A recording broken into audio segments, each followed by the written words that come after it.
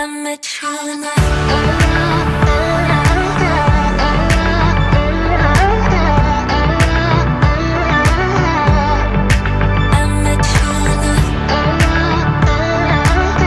guys, welcome back to season 2 of Coffee and Conversation.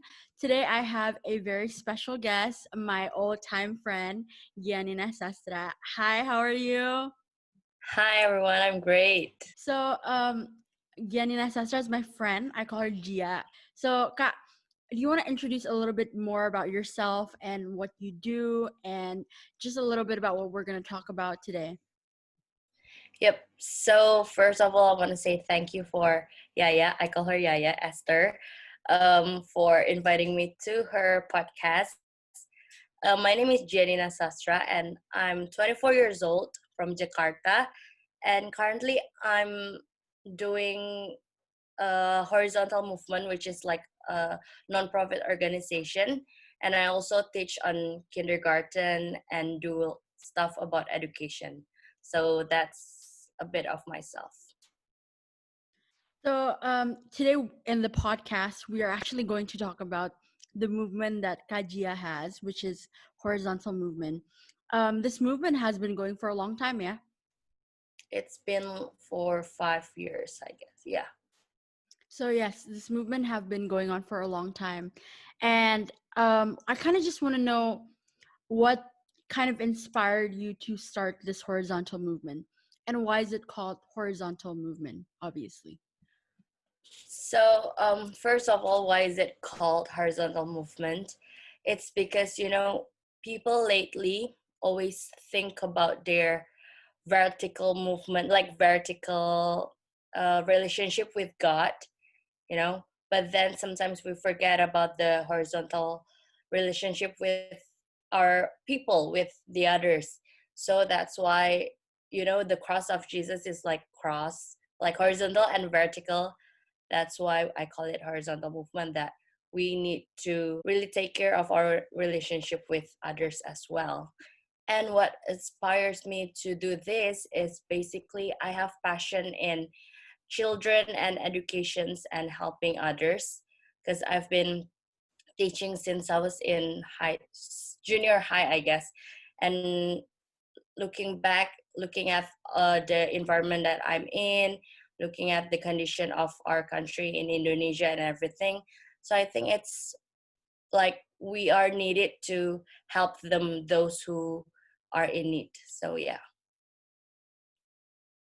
Yeah, definitely. And then I think about the teaching part. You've been teaching for been friends since, I don't know, maybe since I was 5 or something.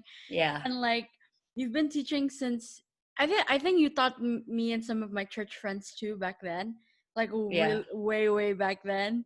So, that's a very good that's a very, informal explanation of horizontal movement. I wanted to ask you, personally, for you, what does the organization meant for you? For me, it's not just like some kind of organization that I run, but it's something that um it's like a calling, it's something that I have to do in my life in order to fulfill my life. It's like what God has put me for and created me for, because we all have that one calling in our life, and I guess the horizontal movement is the one for me, so it's very meaningful for me. That's good. I feel like whenever I interview guests about their occupation, all they say is it's their calling, which is a good thing. It's a good Yeah. thing. So, for horizontal movement itself, like what's the creative aspect of horizontal movement? Like, how did you actually start, and what's your plan, just overall plan moving forward, or what you did in the past? Like, maybe you can explain us some of that. Basically, I started with a very small thing, which is opening my house for the kids. So my house is kind of like near the underprivileged family houses, kayak kontrakan, and all that stuff. And one day, my dad told me that, why don't you start to teach the kids, like giving them free lessons, because you have time and you have the, you have the capability to do it. So one day I just start with like 10 kids, and um yeah, from there in front of my house, in the garage, I guess. Yeah, in the garage. And then I started from there, and I invited my friends, and it becomes big, and we ended up with around 90 kids with for the teaching. So we have many classes, start from the little ones, from the 3 years old till the sixth grader. And basically, what I want to give to the community is giving them what they don't really get in their daily life. They get extra lessons which they will never get because of the economic background, and helping them with um, finding their potential and growing their interest and all that stuff. So that's what I want to give to them.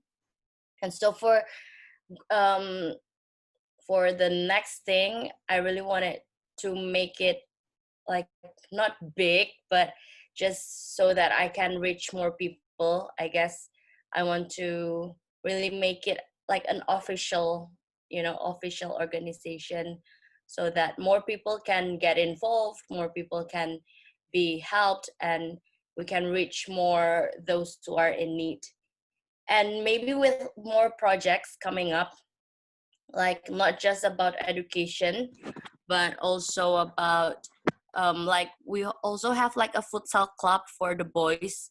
you know they like to play football and futsal, but they play it in the street, kayak di gang-gang jalan rumah, and it's kind of like disturbing the neighborhood. But when we give them like the soccer field, we give them coach, and we train them, it's gonna be something for them. So that's another project, and I guess there's more coming. Yeah, we're just gonna work for it. That's nice. That's very interesting how you start the organization, yeah, from something very small and then you Yeah. just kind of grow it to become something bigger.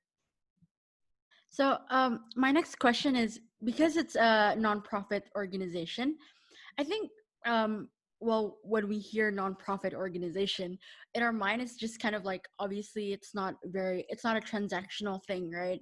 Like, there's not Hmm. much, a lot of, it's more of giving and serving other people as for Yes. the service aspect. But I wanted to ask, as a person, how do you kind of like financially handle that? So first, it started with my own family. Like we give from our own house and everything, from our own supplies.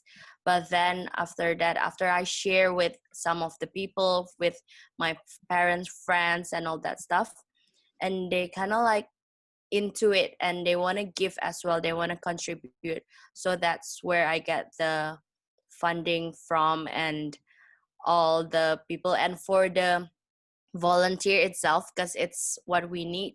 Also, it's from my own friends, church friends, school friends, uni friends, and they just join to teach, or like once in a while they make kind of like a program and give it back to the children. So I guess it's from us, and then just go back to them.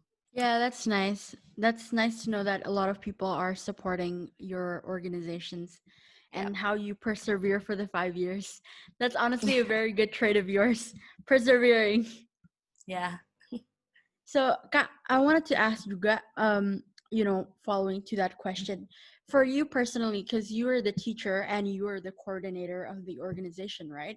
What are some of your struggles personally to be like, wow, like this is harder than I thought, it's fun, but it's harder than I thought.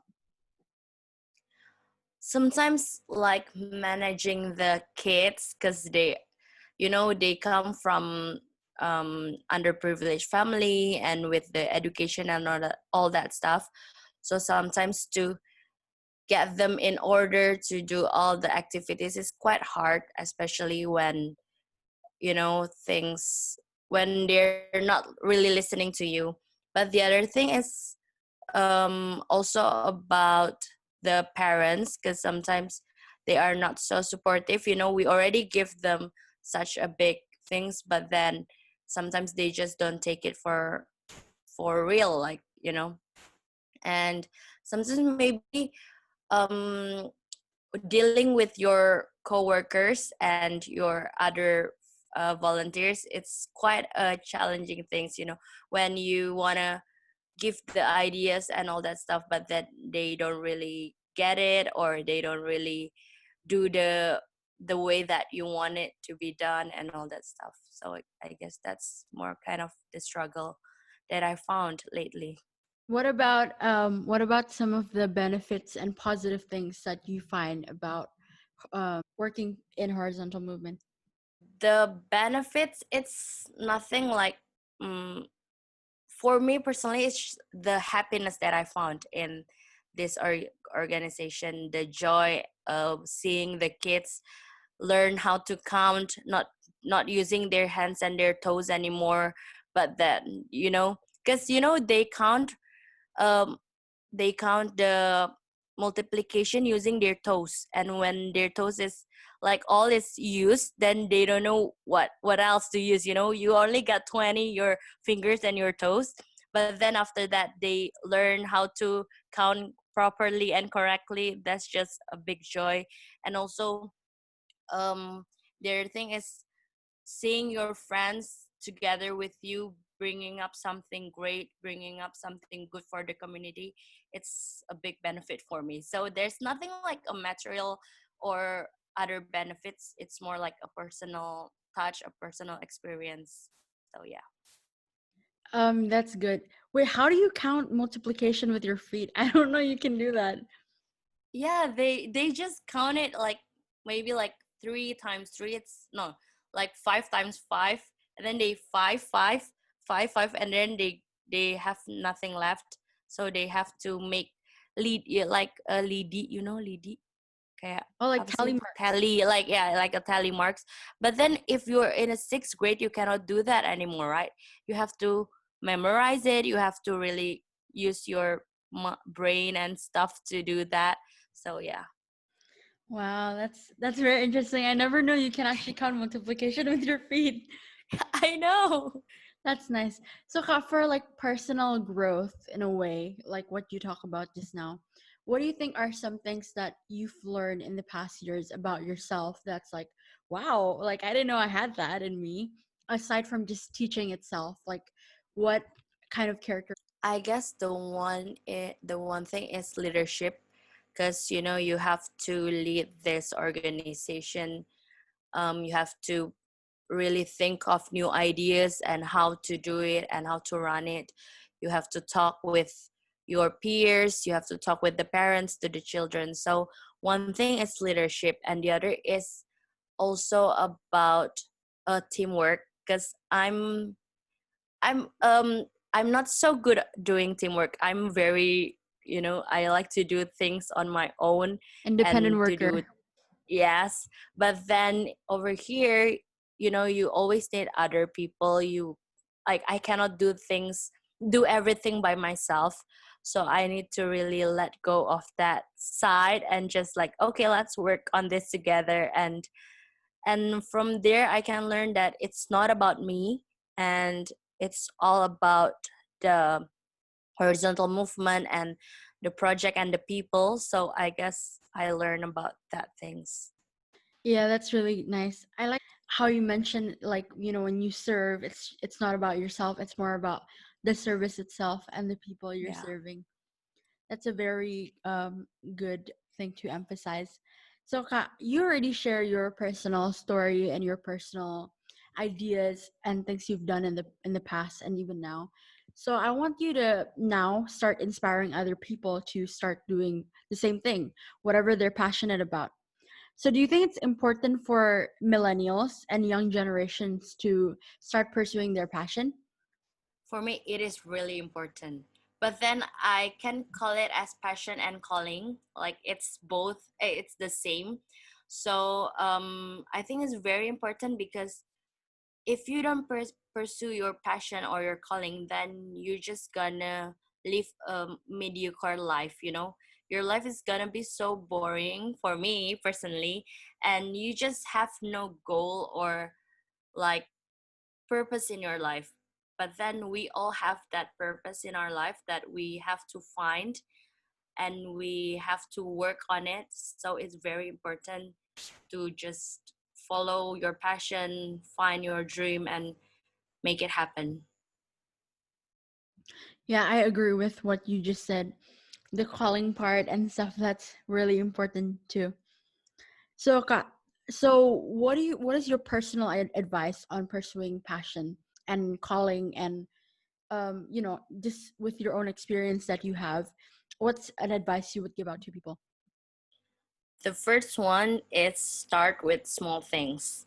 Um, we have to dream big, like dream as big as you can, dream as high as you can, have that big goal and plan for your life. But then you have to start small and start with a heart that wants to learn, not just like I want to reach that, but then during the process you have to persevere, you have to really be committed to it, and really, sometimes when you do your passion, it's not always nice, it's not always good, it's not always easy.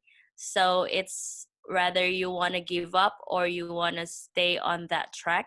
It's your choice, right? So for me, the advice is start with the small things and really just stay on the track. Maybe you will find, like, you will feel tired, you will find boring at sometimes at some point, but it's okay, take a little break and then just get up and do it again. Yeah, that's nice. I like how you mentioned a heart that likes to learn. I'm gonna write that down literally. It's a very good quote. So, again about pursuing passion. What do you think, you know, when encountering a struggle in, pursuing a passion, what do you think is an attitude that we should have in facing it?